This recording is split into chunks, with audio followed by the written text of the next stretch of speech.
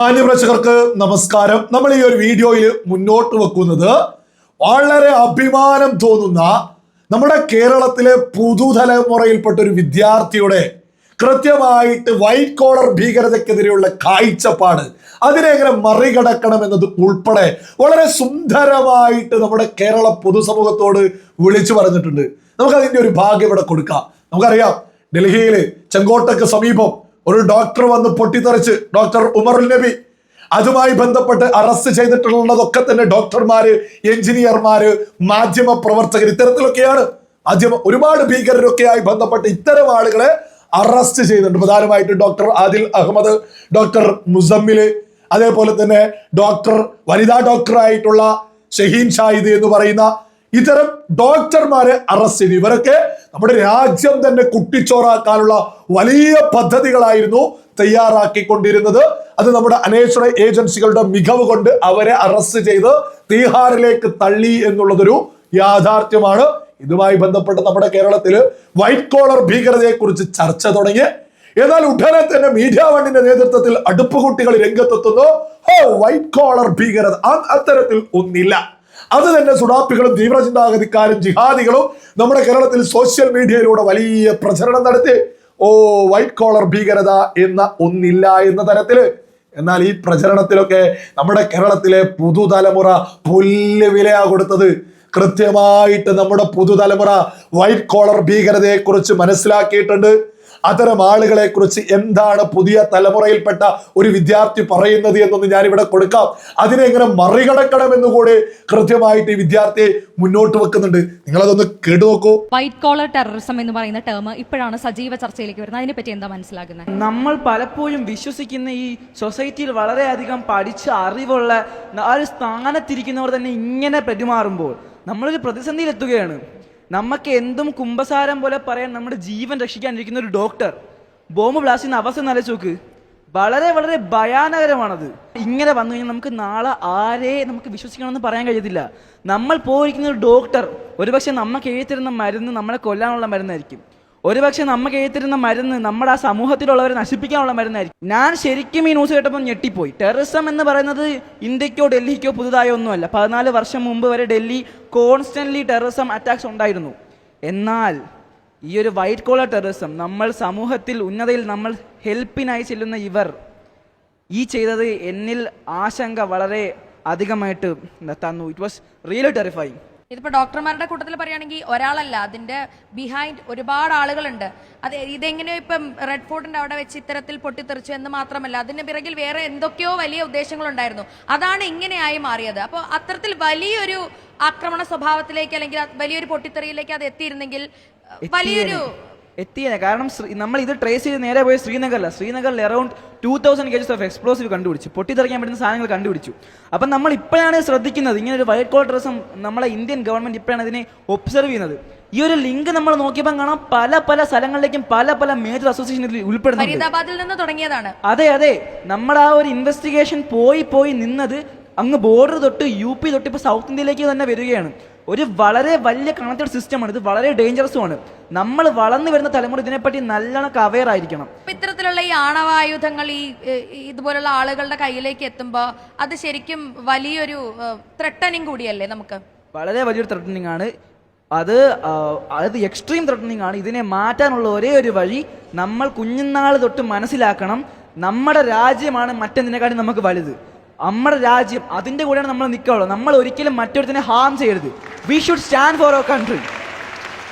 എനിക്ക് ഫ്രാൻസിൽ ഉണ്ടാക്കിയ ഒരു ഡ്രസ്സ് ഇടാം, എനിക്ക് വേണമെങ്കിൽ ജർമ്മനിയിൽ ഉണ്ടാക്കിയ ഒരു ഷൂ ഇടാം, എനിക്ക് വേണമെങ്കിൽ പാകിസ്ഥാനിൽ ഉണ്ടാക്കിയ ഒരു ക്യാപ്പ് ഇടാം, പക്ഷെ ഞാൻ ഇന്ത്യൻ ആയിരിക്കണം. I should always remain as A Indian. That's my point. നിങ്ങൾ കേട്ടില്ലേ? ഞാനത് വലിയ അഭിമാനത്തോടു കൂടി കേട്ടു നിന്നിട്ടുള്ള ഒരു പ്രോഗ്രാമാണ്. ഈ വിദ്യാർത്ഥിയുടെയൊക്കെ ഒരു രാജ്യസ്നേഹം ഓരോ ആളുകളും കണ്ടു പഠിക്കേണ്ടത് തന്നെയാണ്. എത്ര സുന്ദരമായിട്ടാണ് വൈറ്റ് കോളർ ഭീകരതയൊക്കെ മറികടക്കേണ്ടതിനെ കുറിച്ചൊക്കെ സംസാരിക്കുന്നത്. ഇവർക്ക് നമ്മുടെ പുതുതലമുറയിൽ കൃത്യമായൊരു ബോധ്യം ഉണ്ടാവുന്നുണ്ട്. എന്താണ് ഭീകരത, അത് ഏത് തരത്തിൽ വൈറ്റ് കോളർ ഭീകരത ഇവിടെ ഉണ്ട് എന്നുള്ളത്. കുംഭസാരക്കൂട്ടിലേക്ക് എത്തുന്നത് പോലെ തുറന്നു പറയേണ്ടവർ ഇത്തരത്തിലേക്ക് എത്തുന്നു എന്നൊക്കെ പറയുന്നത് എത്രത്തോളം അർത്ഥമുള്ള വാക്കുകളാ. എന്നാൽ ഇവർ വലിയ ഭയത്തോടു കൂടി തന്നെയാണ് ഈ വൈറ്റ് കോളർ ഭീകരതയെ നോക്കിക്കാണുന്നത്. അത്തരത്തിൽ ഉണ്ട് എന്നുള്ളത് പുതിയ തലമുറ കൃത്യമായിട്ട് മനസ്സിലാക്കുന്നത്. ഇതൊക്കെ മറികടക്കാൻ ആ വിദ്യാർത്ഥി പറഞ്ഞിട്ടുള്ളൊരു ഉദാഹരണം നിങ്ങൾ കേട്ടില്ലേ? ഒരു വേ പറയുന്നത് നിങ്ങൾ കേട്ടില്ലേ? എത്ര സുന്ദരമായിട്ടാണ് പറയുന്നത്. നമുക്ക് രാജ്യസ്നേഹം ഉണ്ടാവണം.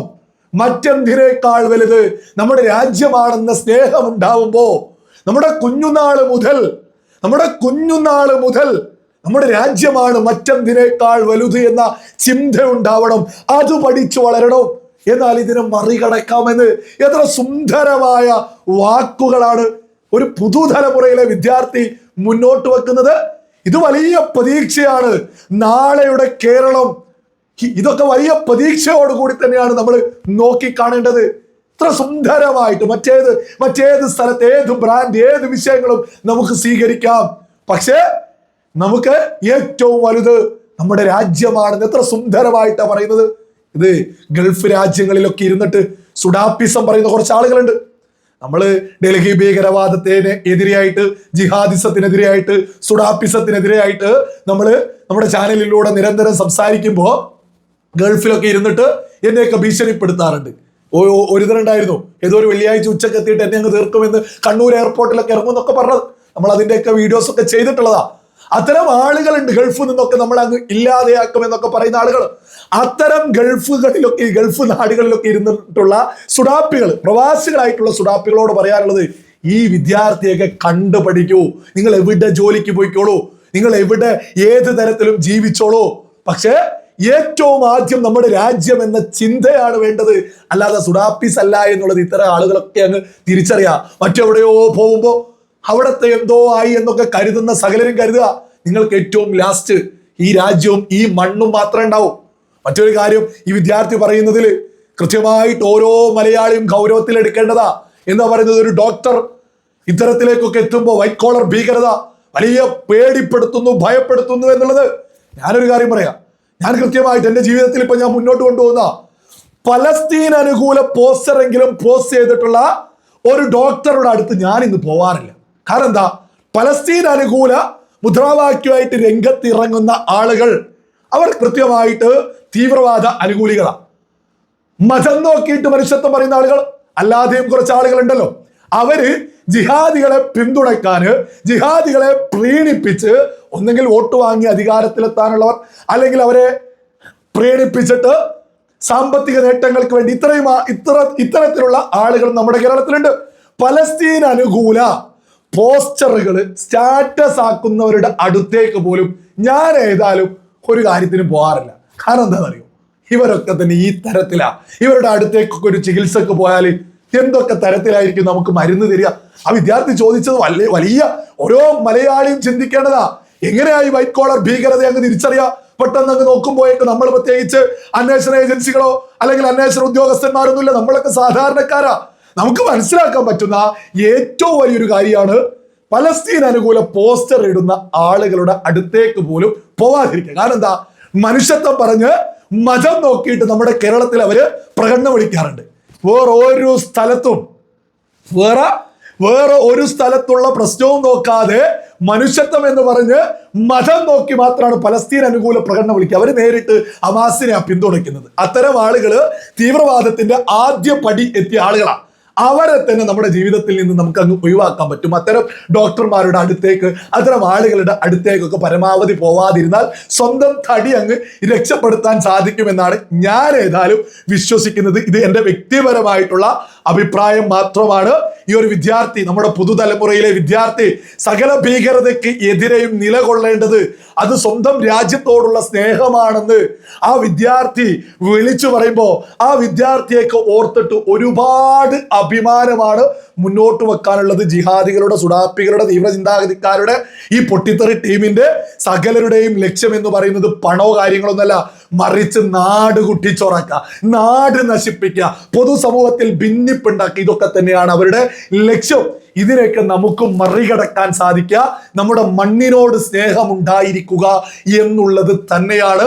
നമ്മുടെ മണ്ണാണ് നമുക്ക് ഏറ്റവും വലുത് എന്ന ചിന്ത വരുന്നതോട് കൂടിയിട്ട് നമുക്ക് ഒറ്റക്കെട്ടായിട്ട് ഇത്തരം പൊട്ടിത്തെറികളെയൊക്കെ നമുക്ക് അകറ്റി നിർത്താൻ സാധിക്കുമെന്നുള്ളതിൽ ഒരു തർക്കവും ആർക്കും തന്നെ വേണ്ട.